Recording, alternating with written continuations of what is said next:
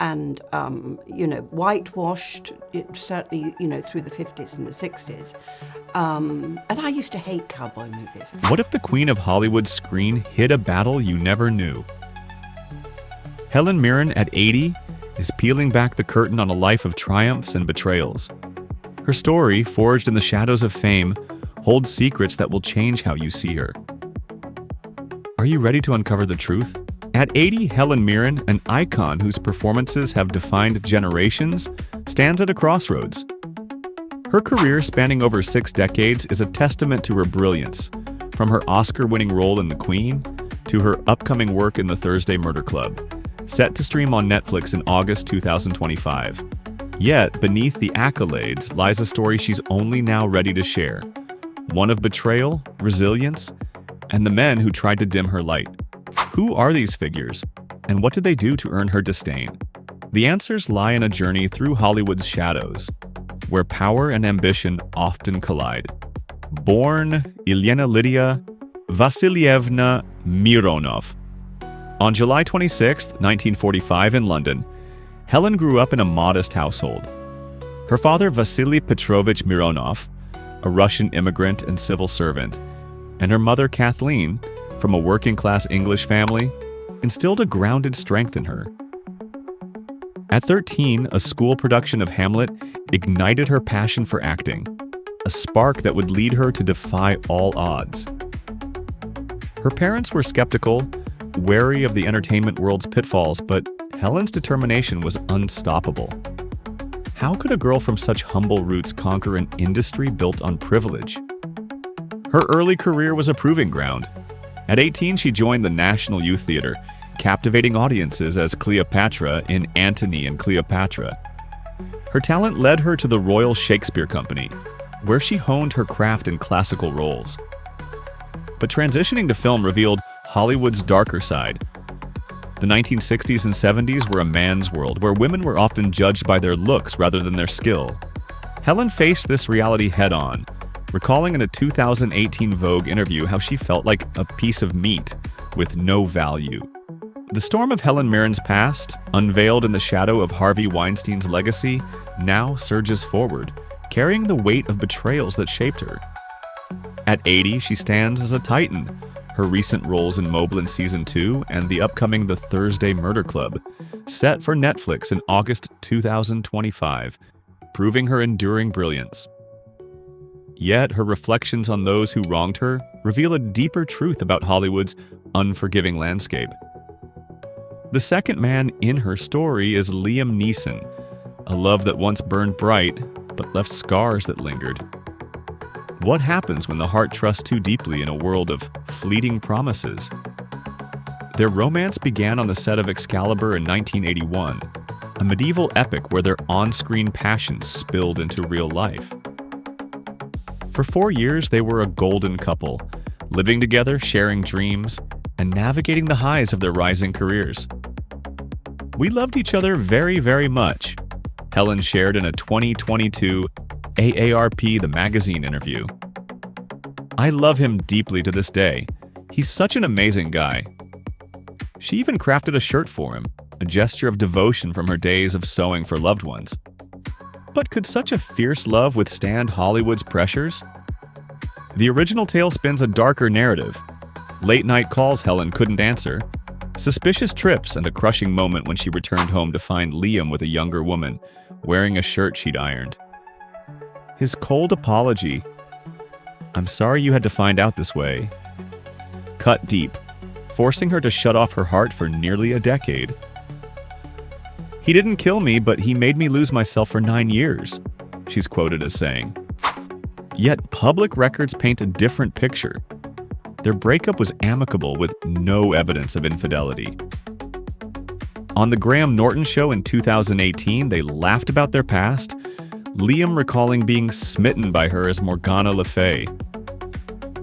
The script's drama may amplify the pain of their parting, capturing the universal ache of love that fades. Did this loss shape her guarded heart for years to come?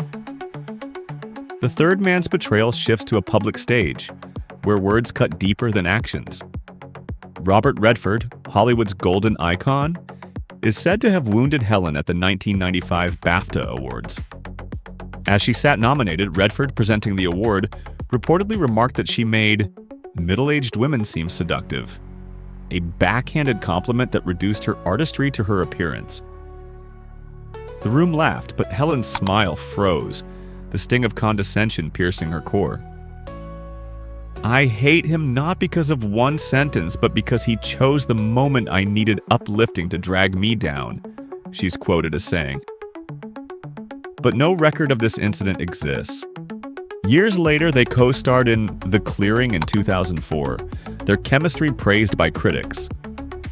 Why then this story of betrayal? The tale likely serves as a metaphor for the sexism Helen endured.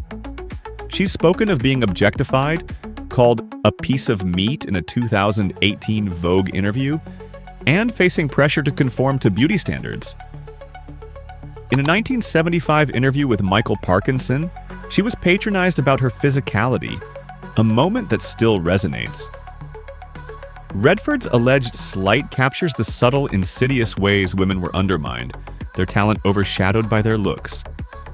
How did Helen rise above a culture that sought to define her on its terms? The fourth man is Peter Brook, the visionary theater director who shaped Helen's early career. He discovered her talent, guiding her from local stages to the Royal Shakespeare Company in the late 1960s. "I thought I was the luckiest student in the world," she once said, recalling her 1972 tour with his International Center for Theater Research, performing the Conference of the Birds across Africa and the U.S. Helen Mirren's journey through Hollywood's labyrinth, laid bare in parts 1 and 2, has revealed a woman forged in the crucible of betrayal and resilience. From the manipulative shadows of Harvey Weinstein to the public slights and personal heartaches of Liam Neeson and Robert Redford, her story is a tapestry of triumphs and scars. At 80, with a career that continues to dazzle in projects like Moblin Season 2 and The Thursday Murder Club, set for Netflix in August 2025, Helen stands ready to unveil the final chapter of her saga. Who is the last man to face her judgment? And what does his story reveal about the industry she conquered?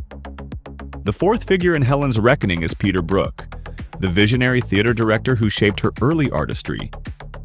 In the early 1970s, she joined his International Center for Theater Research, traveling through North Africa and the US to perform experimental works like The Conference of the Birds. Those years were a revelation, broadening her understanding of theater's power. "He never imposes his own thing ever," she said of Brook in a 1995 Bomb magazine interview, praising his ability to let actors find their own voice. Yet, whispers of a darker moment linger, a claim that Brook once used Helen to deflect a scandal involving allegations of misconduct. No such incident appears in public records, and Helen has consistently celebrated Brook's mentorship. Could this story be a reflection of the broader pressures she faced, where loyalty to mentors often meant silence in the face of controversy? The weight of such expectations shaped her early career, teaching her the cost of trust in a world driven by power. The final man on Helen's list is Mel Gibson, a figure whose shadow looms large not for personal grievances, but for what he represents.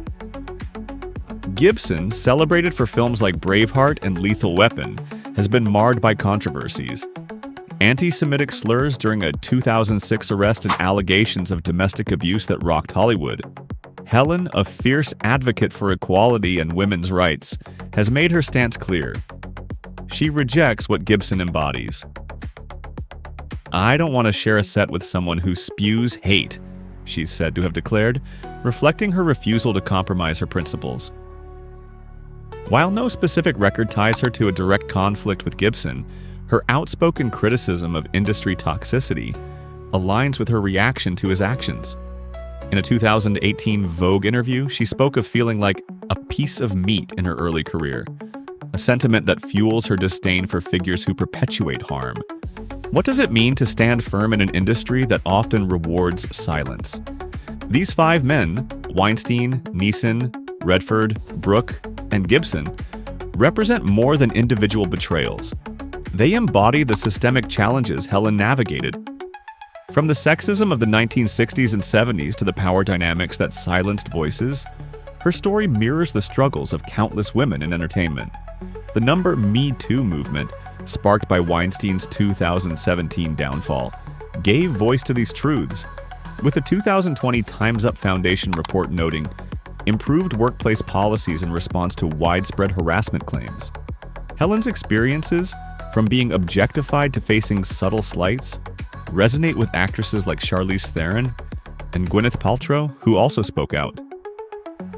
Yet her ability to rise above, channeling pain into performances like her Oscar-winning role in The Queen, 2006, sets her apart. How did she transform adversity into a legacy of strength? At 80, Helen's career is a testament to her enduring power.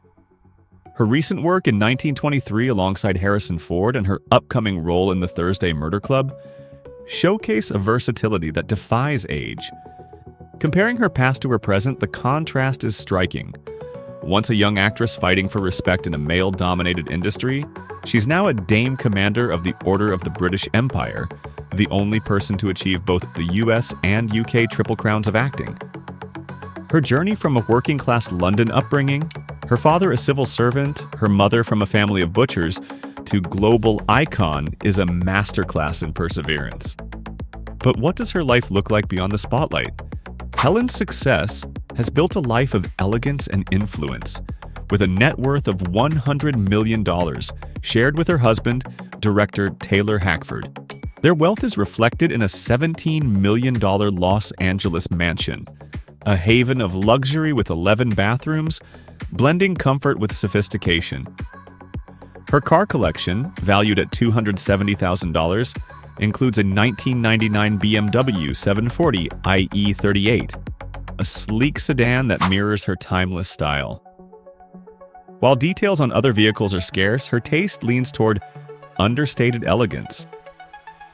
High-end watches, though not publicly detailed, likely complement her refined persona, with brands like Cartier or Rolex fitting her aesthetic.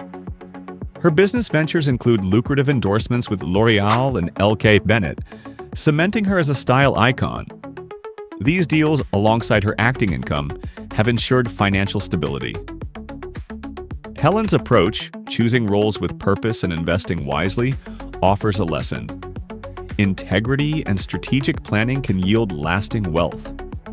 She also maintains comprehensive insurance, likely covering health and assets, a prudent move for a career spanning decades. Helen's transformation from a young dreamer to a global icon is not just about accolades, but about the principles she's upheld.